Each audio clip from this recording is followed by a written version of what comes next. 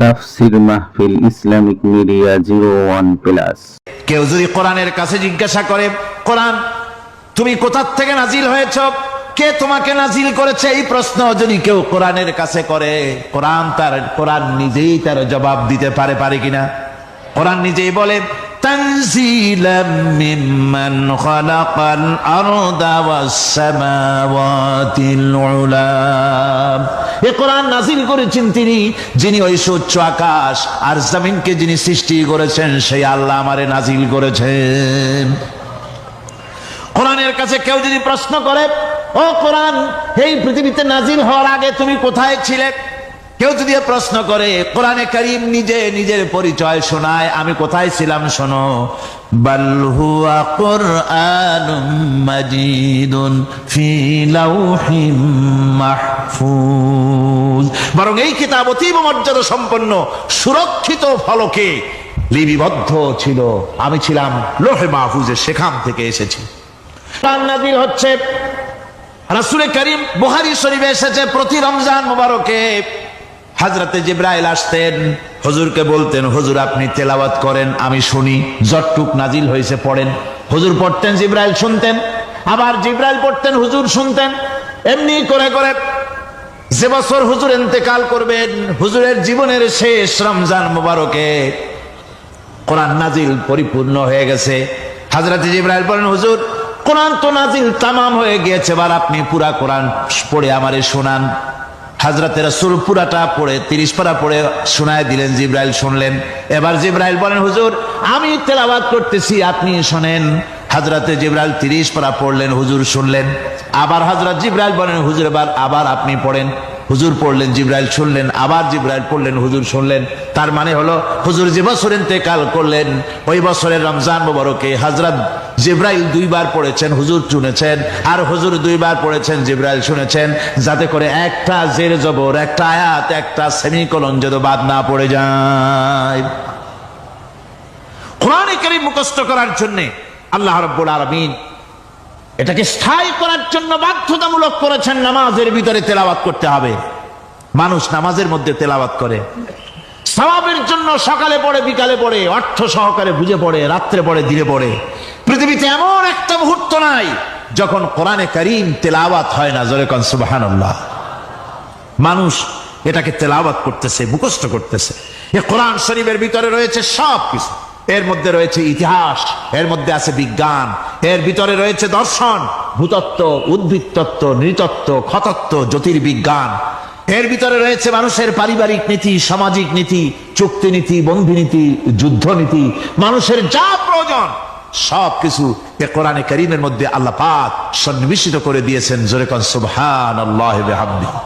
আমার ভাইয়েরা, কোরআন এর পরিচয়ের কথা বলতেছিলাম। আল্লাহ পাক কি কোরআন আমাদের শিখালেন, কোন কোরআন আমাদের শিখিয়েছেন, সেই কোরআনের পরিচিতি আপনাদের সামনে আমি তুলে ধরতেছি।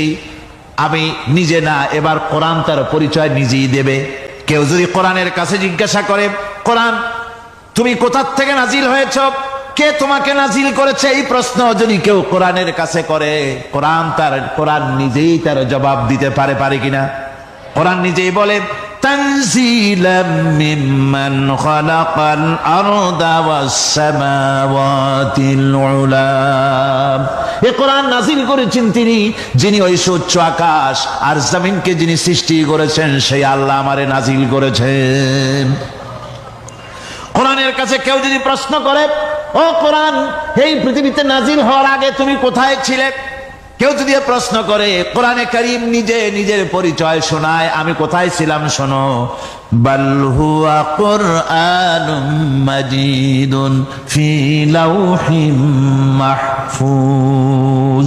বরং এই কিতাব অতীব মর্যাদা সম্পন্ন সুরক্ষিত ফলকে লিপিবদ্ধ ছিল, আমি ছিলাম লৌহে মাহফুজে, সেখান থেকে এসেছি।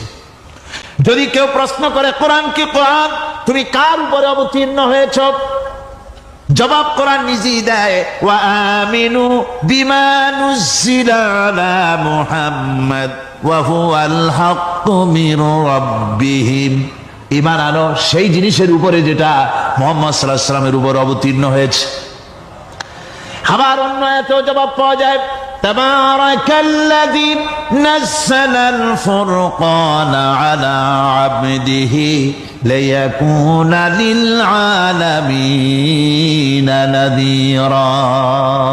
অতীব বরকতপূর্ণ মহান সত্তা সেই আল্লাহ রাব্বুল আলামিন, যিনি তার বান্দার পরে ফুরকান অবতীর্ণ করেছেন। সুবহানাল্লাহ বিহামদি।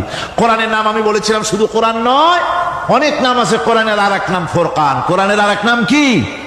আল ফারকু বাইনাল হক্কি ওয়াল বাতিল।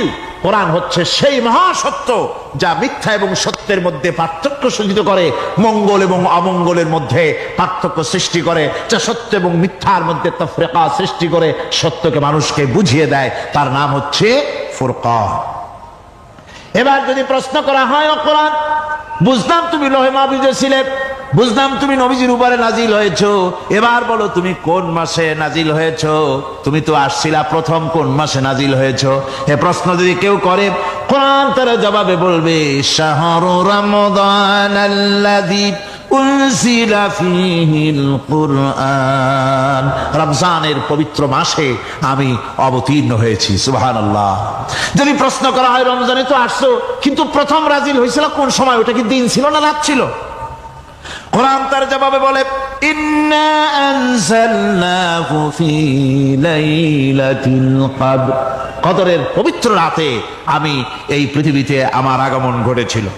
যদি প্রশ্ন করা হয়, বুঝলাম সবই, কেন নাজিল হয়েছে তুমি? এই পৃথিবীতে তোমার আসার উদ্দেশ্য কি? মূল কাজটা কি? এই প্রশ্ন যদি করা হয়, কোরআনে কারীম তার জবাবে বলে, শোনো কেন এসেছি। লিতুখরিজান নাসা মিনাজ যুলুমাতি ইলান নূর।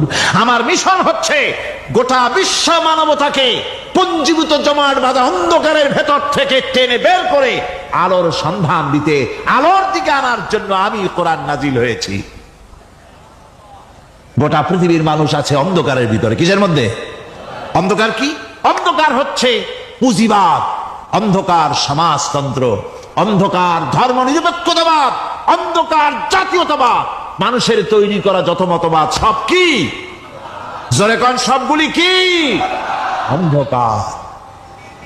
আজকে আসার সময় দেখলাম দেওয়ালে লেখা, সমাজতন্ত্র আমরা প্রতিষ্ঠা করে ছাড়বো। চিন্তা করলাম, যারা লিখছেন তারা কি পাগল না ছাগল? কি আশ্চর্য কথা! এটা মাথা খারাপ, পাগল না মাথা গোল বুঝতে পারছেন। আমার বন্ধুগণ, এগুলি সব অন্ধকার। এই অন্ধকারের ভেতর থেকে মানুষগুলিকে টেনে আনবে কোরআন কিসের দিকে? আলোর দিকে। এবার যদি প্রশ্ন করা হয়, বুঝলাম তুমি অন্ধকার থেকে আলোর দিকে নিয়ে আসবে, আলোর দিকে আসলে পরে ফায়দাটা কি হবে? মূল ফায়দাটা বুঝায় দাও, আসল ফায়দা কি হবে তোমারে যদি মানি? কোরআন তার জবাব দেয়, নিজের পরিচয় নিজে তুলে ধরে, ফামান তাবিআ হুদায়া ফালা খাউফুন আলাইহিম ওয়ালা হুম ইয়াহজানুন। এই কোরআনকে যদি মেনে চলো, এই কোরআনের আইন যদি মানো, সমাজে মানো, ব্যক্তিতে মানো, পরিবারে মানে, রাষ্ট্রে মানো, জীবনের সব ক্ষেত্রে সমস্ত জায়গায় যদি এই কোরআনকে মেনে চলো, ফালা খাউফুন আলাইহিম, তাহলে তোমাদের কোনো ভয় থাকবে না, ওয়ালা হুম ইয়াহজানুন, কোনো চিন্তাও থাকবে না। কিসের ভয় থাকবে না? কোরআনের আইন মেনে যদি চলো সমাজে ও রাষ্ট্রে, চুরির ভয়, ডাকাতির ভয়, জিনার ভয়, হত্যার ভয়, সন্ত্রাসের ভয় কোনো ভয় থাকবে না। ওয়ালা হুম ইয়াহজানুন, চিন্তাও থাকবে না। খাওয়া পড়া, শিক্ষা, চিকিৎসা, বাসস্থান, এগুলির কোনো চিন্তা থাকবে না। কোরআনের সমাজে সব কিছুর গ্যারান্টি দেওয়া হবে, সবগুলি পেয়ে যাব। এখন যদি আবার প্রশ্ন করা হয়, কোরআন বুঝলাম তোমারে মানলে পরে সব ফায়দা হবে, তাহলে এবার জবাব দাও, তোমার ভিতরে কি রাজনীতি আছে নাকি? আমি তো মানুষ, আমার রাজনীতি করা লাগে। Man is social animal. আমরা তো জঙ্গলের পশু নই, আমরা তো মানুষ। আমাদের সমাজ আছে, আমাদের পৌর নির্বাচন আছে, আমাদের জাতীয় নির্বাচন আছে, আমাদের কলকারখানা আছে, জমিন আছে, আমাদের রাজনীতি, অর্থনীতি, সমাজনীতি আছে, পারিবারিক নীতি আছে, অনেক নিয়ম মালা আছে, নিয়ম নীতি আছে।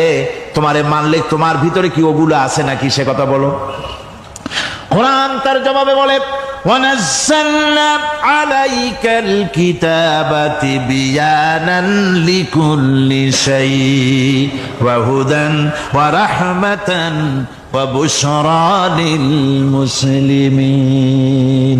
কোরআন যেভাবে বলে, শুনে রাখো, শুধু অর্থনীতি সমাজনীতি নয়, শুধু রাজনীতি আর শিক্ষানীতি যুদ্ধনীতি নয়, তোমার জীবনে যা কিছু দরকার, ইহকালে যা কিছু দরকার, পরকালে সব কথাগুলি আল্লাহ রব্বুল আলামিন আমি কোরআনের সিনার ভিতরে খুলে খুলে বর্ণনা করে দিয়েছেন।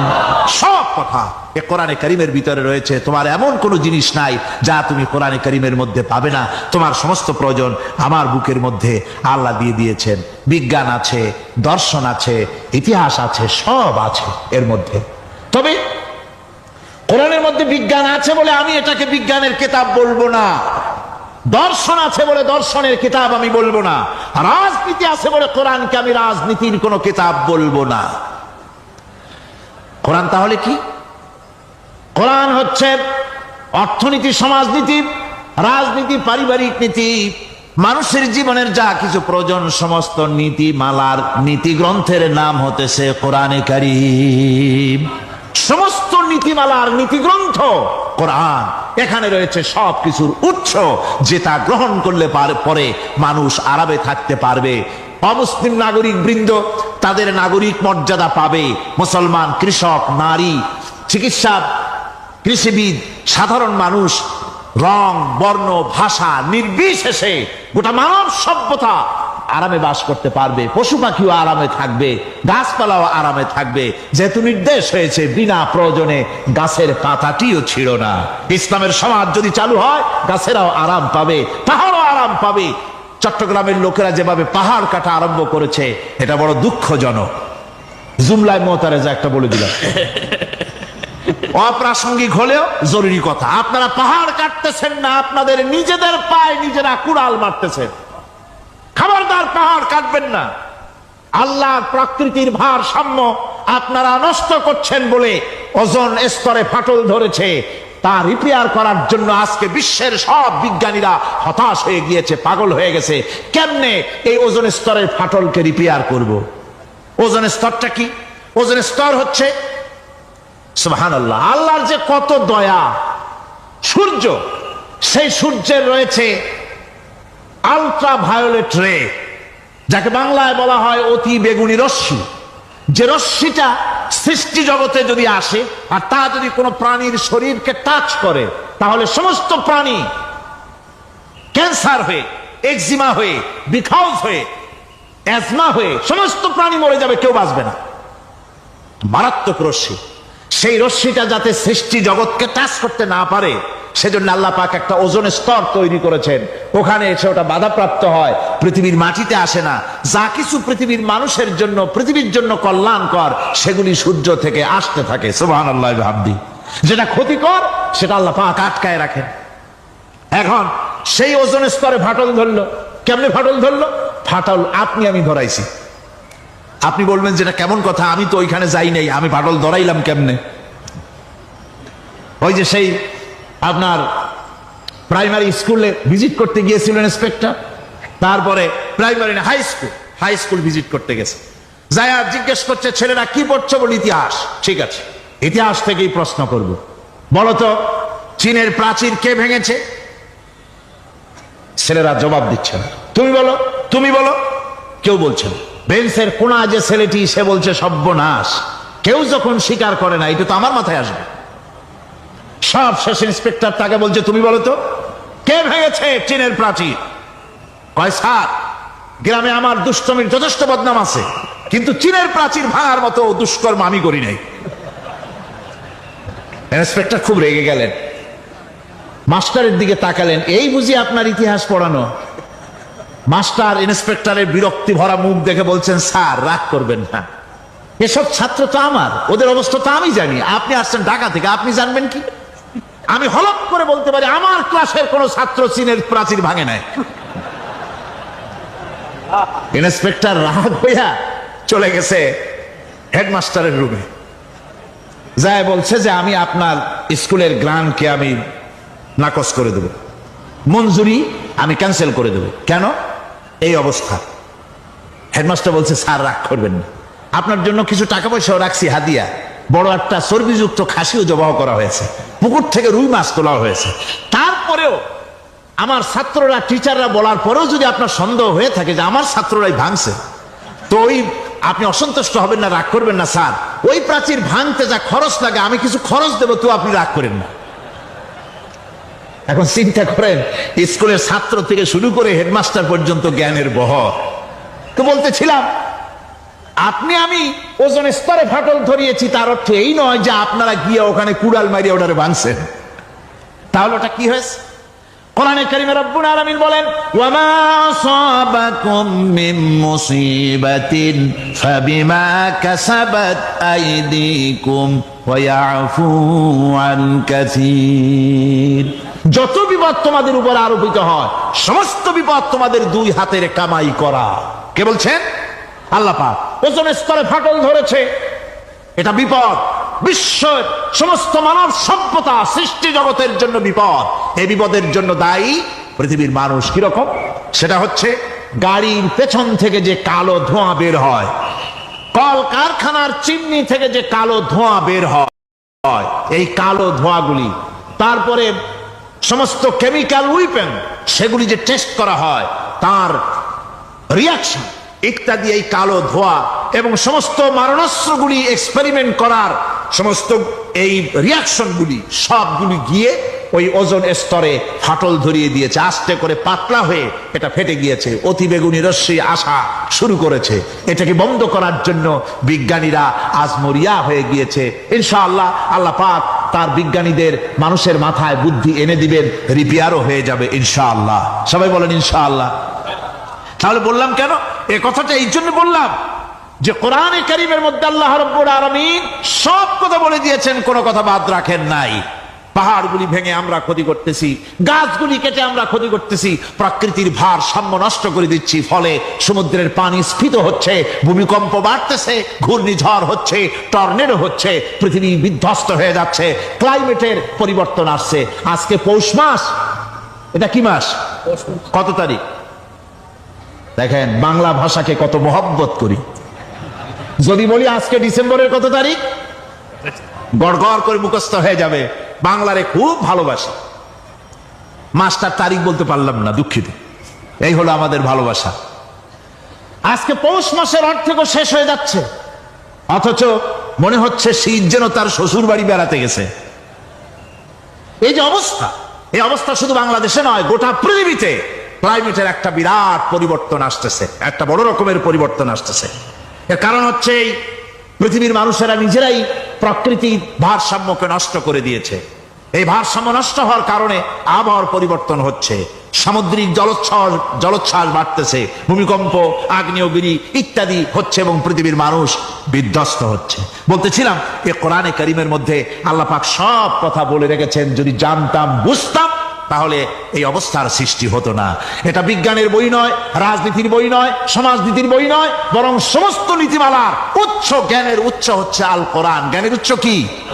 আরো জোরে বলেন, জ্ঞানের উচ্চ কি? আল কোরআন। সব ধর্মীয় পুস্তকগুলি যেখানে তারমিম তাহরিফ হয়ে গেল, কোরআনের কোনো পরিবর্তন আজও হয়নি।